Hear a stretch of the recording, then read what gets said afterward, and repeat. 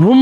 দেখ দেখ স্পাইডারম্যান, আমি পৃথিবীর সবচেয়ে পাওয়ারফুল বাইক কিনেছি, আর আমার বাইকটি হচ্ছে পৃথিবীর সবচেয়ে সেরা 1 নাম্বার বাইক। কেউ আমার বাইকের সাথে রেসিং করে পারে না। আর তুই দেখ ফুটপাতের বাইক কিনেছিস, এসব বাইক কি এখন মানুষ কিনে? ওই মোটু হাল্ক, আমার বাইক দেখেছিস? আমার বাইকের পাওয়ার দেখলে তো তুই অজ্ঞান হয়ে পড়ে যাবি। স্পাইডারম্যান, এসব আলতু ফালতু কথা রূপকথার গল্পেই মানায়, বাস্তবে নয়। বিশ্বাস না হলে চল, আজকে তোর বাইকের সাথে আমার বাইকের রেসিং হবে, আর যে রেসিং এ জিতবে তার বাইকটি হবে পৃথিবীর সবচেয়ে পাওয়ারফুল বাইক। ঠিক আছে স্পাইডারম্যান, তাহলে চল আজকে তোর বাইক আর আমার বাইকের রেসিং করি। এই যে মোটু হাল্ক, রেসিংটা এখান থেকে শুরু হবে। যে ক্রসিং এর উপর দিয়ে উড়ে এখানে আসতে পারবে তার বাইকটি হবে পৃথিবীর সবচেয়ে পাওয়ারফুল বাইক। ঠিক আছে স্পাইডারম্যান, তাহলে চল আর দাঁড়িয়ে না থাকে রেসিং শুরু করে ফেলি। দাঁড়াও হাল্ক, আমি আমার বন্ধুদের ভালোবাসা না নিয়ে রেসিং শুরু করি না। বন্ধুরা তোমরা কি করছো? স্পাইডারম্যানকে যারা ভালোবাসো এক্ষুনি এই ভিডিওটিতে লাইক করে চ্যানেলটি সাবস্ক্রাইব করে দাও। আমি চললাম স্পাইডারম্যান, ভুম।